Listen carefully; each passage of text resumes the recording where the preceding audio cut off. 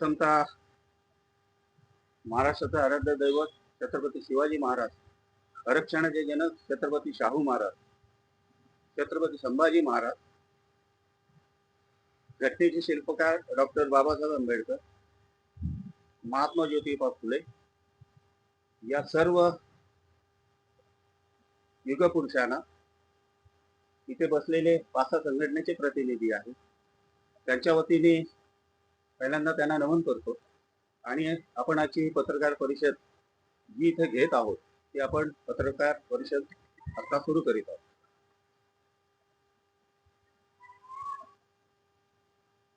पत्रकार परिषद घेण्याचा मुख्य उद्देश असा आहे मित्रांनो, घटनेचे शिल्पकार बाबासाहेब आंबेडकर यांनी घटना लिहिल्यानंतर एसटी समाजामध्ये 59 जाती येतात. त्या 59 जातींना 13% आरक्षण बाबासाहेबांनी समान त्या काळामध्ये दिलं होतं. आज स्वातंत्र्य प्राप्तीला 75-76 वर्ष पूर्ण झालेली आहेत. 76 वर्षामध्ये आपण आरक्षण लागू केल्यानंतर काही विशिष्ट जातीचं म्हणण्यापेक्षा एकच जात अशी आहे, ही मातंग समाजाची आहे. आणि या मातंग समाजाच्या वतीने उपवर्गीकरण लागू व्हावं म्हणून त्यांनी या महाराष्ट्रामध्ये मोर्चा सुरू केलेला आहे. वास्तविक पाहता 75 वर्षामध्ये आरक्षण लागू केल्यानंतर बाबासाहेब आंबेडकरांनी घटनेमध्ये अशी कुठेही तरतूद केली नाही की बाबासाहेब आंबेडकरांनी असं म्हणलं नाही की या जातीमध्ये बौद्ध समाज हा फार मोठ्या प्रमाणामध्ये आहे, त्याच्यानंतर येणारा आमचा चर्मकार समाज आहे तो मोठ्या प्रमाणात आहे, त्याच्यानंतर येणारा आमचा जो परदेशी म्हणजे वाल्मिकी समाज आहे, आदिवासी समाज तर नंतरचा भाग आहे. हे जे मोठे समाज आहेत आज आमच्या महाराष्ट्रामध्ये, असं कुठं बाबासाहेबांनी काय वेगवेगळ्या क्रायटेरिया करून कोणाला आरक्षण दिलं नाही. 13% आरक्षण सगळ्यांना समान बाबासाहेबांनी शेवटच्या घटकापर्यंत दिलेलं आहे. परंतु मातंग समाजाच्या काही विशिष्ट आमदार त्यांची नावं घेणं गरजेचं आहे. एक भारतीय जनता पक्षाचे आमदार आहेत अमित गोरखे, माजी आमदार आहेत भालेराव साहेब, माजी एक आमदार आहेत दिलीप कांबळे, पुण्याचे आमदार होते माझ्या माहितीप्रमाणे, आणि भालेराव मला वाटतं मराठवाड्यामध्ये मला वाटतं त्या भागातले आमदार आहेत. सचिन साठे आणि प्राचार्य शिवकुमार कांबळे अन्य काही त्यांचे प्रतिनिधी आहेत. ते महाराष्ट्रामध्ये उपवर्गीकरण लागू झालं पाहिजे म्हणून प्रयत्न करतात. आमचा जो समाज आहे, आम्ही जे सगळे एकत्र आलेलो आहेत, आमची विनंती सर्व त्या घटकांना आहे. आरक्षण लागू केल्यानंतर बाबासाहेबांनी कोणावरती अन्याय केला नाही. त्यांचं म्हणणं असं आहे की सगळ्यात जास्त आरक्षण जर कोणी घेतलं असेल तर महार जातीने. त्याचं कारण असं आहे मित्रांनो की बाबासाहेबांनी शिका, संघटित व्हा, संघर्ष करा हा मूल मंत्र दिल्यानंतर आमच्या लोकांनी खेळी सोडली, देव नाकारले आणि आम्ही शहराकडे प्रयाण केलं. आणि आमची लोक त्या काळामध्ये आमच्या आजी असेल, आजोबा असेल, त्यांनी आमच्या हातामध्ये पेन आणि पुस्तक दिलं. आमचा समाज मोठ्या प्रमाणात शिकला. त्याच्या खालोखाल आमचा धर्मकार बांधव तो मोठ्या प्रमाणात शिकला. आणि सगळ्यात कमी एससी मध्ये असणारी आमची जी एक वाल्मिकी समाजाचे लोक आहेत ते देखील मोठ्या प्रमाणात अधिकारी वर्ग म्हणून आज महाराष्ट्रामध्ये आहेत. तेही शिकले, जे शिकले ते पुढे गेले. परंतु त्यांचं म्हणणं असं की आमच्या आरक्षणावरती महार समाजाने दरोडा टाकलेला. अरे देणारा माझा बाप आहे, देणारा आमचा बाबासाहेब आहे, तुम्हाला तुमच्यावरती दरोडा टाकण्याचा प्रयत्न येतो कुठं? बरं, स्वातंत्र्य प्राप्तीला 75 वर्ष पूर्ण झाल्यानंतर आज तुम्हाला स्थिती काय आठवली की आमच्यामध्ये उपवर्गीकरण आम्हाला वेगळा जसं वेगळा विदर्भ मागतात तसं वेगळा उपवर्गीकरण तुम्हाला वाटा कसा देते? काय घटनेमध्ये तशी तरतूद नाही. परंतु एक खंडपीठ नेमलं होतं. त्या खंडपीठाने 6 पैकी 5 लोकांनी या खंडपीठाने उपवर्गीकरण लागू व्हावं म्हणून असा निर्णय दिला. एक त्रिवेदी नावाची आमची भगिनी ही उच्च त्या खंडपीठामध्ये होती. त्या ब्राह्मण महिला असताना देखील त्या उपवर्गीकरणाला त्या स्त्रीने विरोध केला. मी तिचं अभिनंदन करतो. तिच्यामध्ये त्या मिनिस्टर नोट मुद्दे त्यांनी मुद्दे दिले. त्या आमच्या जे आता नाव घेतलं चतुर्वेदीताईंनी, ही उपवर्गीकरण जर लागू झालं तर या समाजामध्ये मोठ्या प्रमाणात तेढ निर्माण होऊ शकते हा तिचा अभिप्राय तिने नोंदवलेला आहे. परंतु 5 खंडपीठाच्या निकाल आल्यानंतर एक मला वाटतं एक समिती अपॉइंट केली. त्या समितीचं नाव आहे बदल समिती. त्या बदल समितीने वास्तविक पाहता 59 जातींना एकत्र घेऊन 59 जातीच्या प्रतिनिधींना बसून हा जो मुद्दा इथे निर्माण झालेला आहे त्याच्यावरती काय तोडगा काढता येईल का म्हणून त्यांनी तो प्रयत्न करायला पाहिजे होता. परंतु गुपचूपपणे त्यांनी तो बदल समितीने अहवाल सरकारकडे पाठवला आणि सरकारने तिथला बदल समितीने आपलं जे खंडपीठ आहे त्यांनी सांगितलं मगाशी म्हणाल्याप्रमाणे की कायद्यामध्ये तशी तरतूद नाहीये, परंतु त्यांनी राज्यांना असं सुचवलंय तुमच्या राज्यामध्ये जर बदल घडवायचा असेल, उपवर्गी लागू करायचा असेल तर त्या राज्याच्या मुख्यमंत्रीचा आणि त्या मंत्रिमंडळाचा निर्णय आहे. परंतु आमचं म्हणणं असं आहे मातंग समाजाला, तुम्ही आमचे भाऊ आहात, तुम्ही आमच्या विरुद्ध बोला हरकत नाही, पण बाबासाहेबांबद्दल जर अनुद्गार काढले तर यासारखी जमात या महाराष्ट्रात कुठलीच नाहीये. कारण चळवळी आम्ही पेटवलेल्या आहेत, पॅन्थर पासून चळवळी आम्ही पेटवलेल्या आहेत. ज्या वेळी अण्णा हत्यारच्या घटना घडल्या असतील या बारीक समाजावरती पहिला धावून गेलेला आहे तो पॅन्थर म्हणजे बौद्ध समाज. त्या काळामध्ये आम्ही तुम्हाला सेव्ह केलं, तुम्ही आम्हाला सेव्ह नाही केलं. एक गोष्ट लक्षात ठेवा, आम्ही तुमचं प्रोटेक्शन केलेलं, तुम्ही आमचं नाही केलेलं. आणि आम्हाला चॅलेंज करूच नका बिलकुल, प्लीज विनंती मातंग समाजाच्या सर्व नेत्यांना, आमच्या नादी लागू नका. आणि बाबासाहेबांचे अनुद्गार काढले, आमच्यासारखी जात भयावधी कुठलीच नाही, हे सगळ्या महाराष्ट्राने पाहिले, देशाने पाहिलेले. 500 महाराजांनी किती लोकांना कापले याचा इतिहास भारतामध्ये आहे. अनेक दलित चळवळीतल्या नेत्यांचा इतिहास भारतामध्ये आहे, महाराष्ट्रात आहे. त्यामुळे ही जी वल्गना तुम्ही करताय, आम्ही तुम्हाला ठोकू, तुम्हाला पाडण्याचं काम आम्ही पण केलंय. तुम्ही म्हणता ना 700 किलोचं तर प्राचार्य शिवकुमार कांबळे 700 किलोचं एका झटक्यातच मला बाजूला करताय बघा.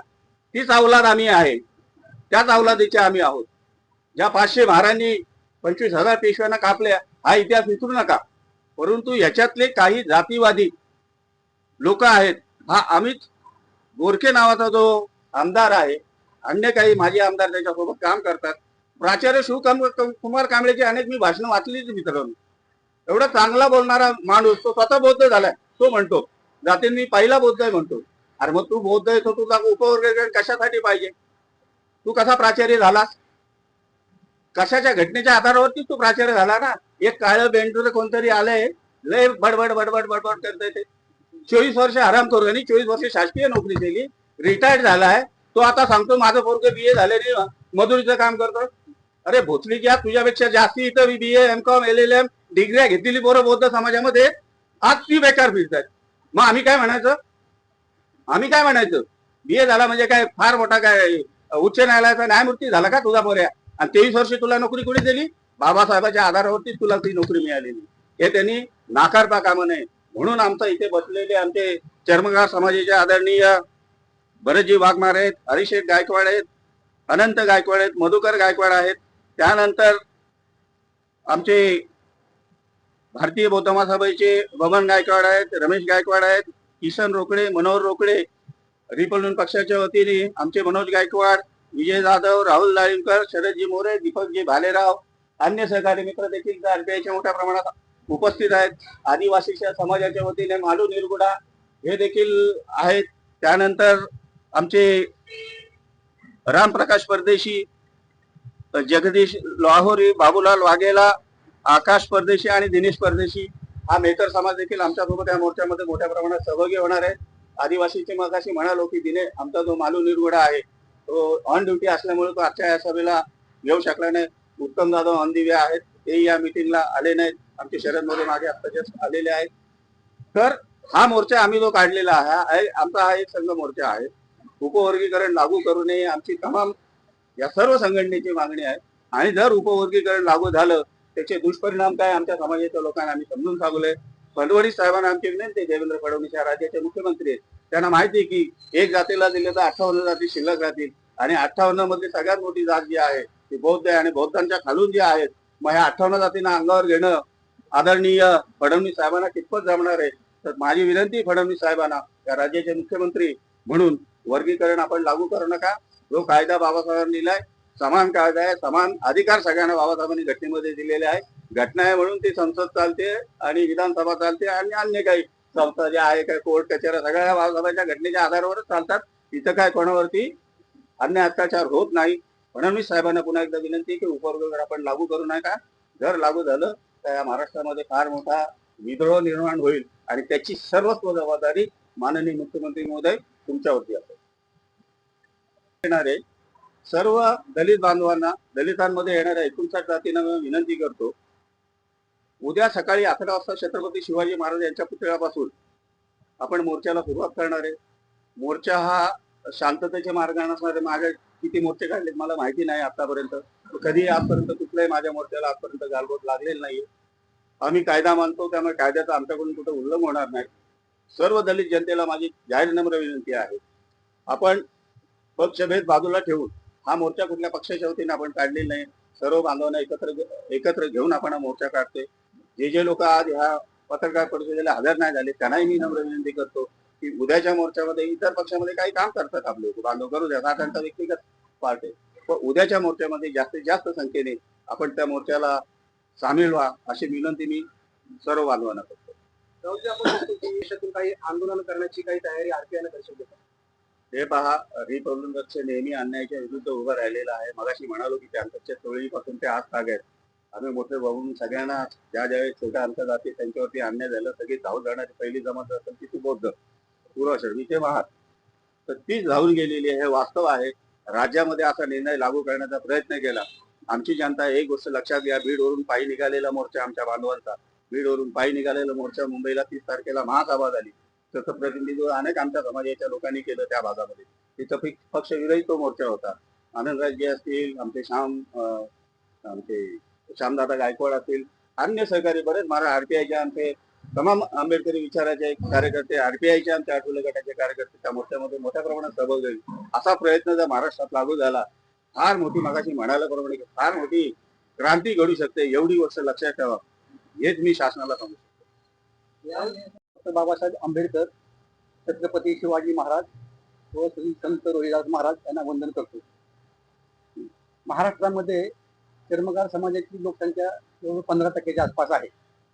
चर्मकार समाज मोठ्या प्रमाणामध्ये आहे आणि जवळजवळ 4 ते 5 संघटना मोठ्या कार्यरत आहेत. त्यामध्ये राष्ट्रीय चर्मकार महासंघ, चर्मकार विकास संघ, चर्मकार परिषद, या सर्व संघटना एकत्रित येऊन महाराष्ट्रामध्ये जिल्हा लेवलला, स्टेट लेवलला मोर्चा काढून जे आरक्षणाचं उपवर्गीकरण करण्याचा जो शासनाने घाट घातलेला आहे त्याच्या विरोधामध्ये मोठ्या प्रमाणात आंदोलन करत आहेत. त्याचे कारण असं आहे की आरक्षण झाल्यामुळं जर काय परिणाम होतील ही संपूर्ण माहिती राहुल गांधींनी आपल्याला सांगितलं, त्यामध्ये जास्त जाऊ शकत नाही. फक्त माझा मेन उद्देश असा आहे की महाराष्ट्रामधला चर्मकार समाज हा बौद्ध समाजासोबत पहिल्यापासून राहिलेला आहे, आंबेडकरवादी आहे.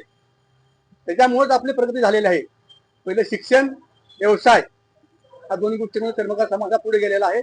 काही प्रमाणात आहे अजून थोडं मागं, त्यामुळे आरक्षणाची आपल्याला फार जरूर आहे. त्या अनुषंगाने कर्जत तालुक्यातील सर्व चर्मकार समाज आपला ह्या आरक्षणाच्या विरोधात आहे आणि त्याचा तीव्र निषेध करत आहे आणि उद्याच्या मोर्चामध्ये मोठ्या प्रमाणामध्ये सहभागी होणार आहे. कर्जत वाल्मिकी समाज कर्जतकर्त्यांनी बोलत आहे. सर्वप्रथम बाबासाहेब आंबेडकर यांना अभिवादन करतो. तो दोन शब्द मी बोलेन, जास्त काय बोलता येत नाही किंवा माझा पहिलाच टाईम आहे हा. उपवर्गीकरण हे आमच्या 59 जातींना जसं दिल्याप्रमाणे राहुल गांधी साहेबांनी जसं सांगितलं, बाबासाहेबांनी जे घटनेमध्ये आम्हाला दिलेलं आहे त्याच्यात तेढ निर्माण करण्याचं काम हे खंडपीठाने चालवलेलं आहे. तर कृपया करून हे सरकारने मान्य करू नये, याला आमचा तीव्र विरोध आहे आणि उद्याच्या मोर्चासाठी आम्ही पूर्ण बहुसंख्येने हजर राहणार व त्याला पूर्णपणे विरोध करणार आहे. तरी याची दखल घेण्यात यावी व समाजामध्ये तेढ निर्माण करू नये हे तरी सरकारने लक्षात घ्यावं. करीत एवढंच बोलून मी माझे 2 शब्द पूर्ण. विनय जयभीम. माझं नाव BH गायकवाड, भारतीय व समाज सभा शाखा तालुका अध्यक्ष. मी असं आपल्याला विनंती करतो की जे उपवर्गीकरणाचं धोरण जे शासनाने हाती घेतलेलं आहे, तर ज्या धोरणामुळे होत असताना बाबासाहेब आंबेडकरांनी संविधानाच्या माध्यमातून SC ST OBC सर्व संघटनांना जे 13% आरक्षण दिलं, त्या आरक्षणाच्या विरोधात जे शासनाने उपवर्गीकरण व अबकडा ही योजना हाती घेतलेल्या आहे, तर ते योजना घेतल्यामुळे आमच्या समाजामध्ये जातीमध्ये तेढ निर्माण होण्याची शक्यता आहे आणि होऊ शकतं. तेव्हा मी शासनाला अशी विनंती करतो की त्यांनी या वर्गीकरणाचं धोरण हाती घेऊ नये किंवा त्याचा नियम लागू करू नये. त्याचप्रमाणे या विरोधामध्ये शासनाच्या विरोधामध्ये आम्हाला सर्व आमची रिपब्लिकन पार्टीमध्ये या शाखा तालुका कर्जत आणि सर्व धार्मिक संघटना यांच्या माध्यमातून जे उद्या होणाऱ्या मोर्चाचं आयोजन केलं आहे त्या मोर्चाला आमचं पूर्ण समर्थन आहे, पाठिंबा आहे आणि या मोर्चात आम्ही सहभागी राहून हा मोर्चा यशस्वी करणार आहोत. आणि पुन्हा एकदा आम्ही शासनाला विनंती करतो की उपवर्गीकरणाचं जे धोरण घेतलं आहे हे हाती घेऊ नये असे मी विनंती करून इथे थांबतो. नमो बुद्धाय, जय भीम.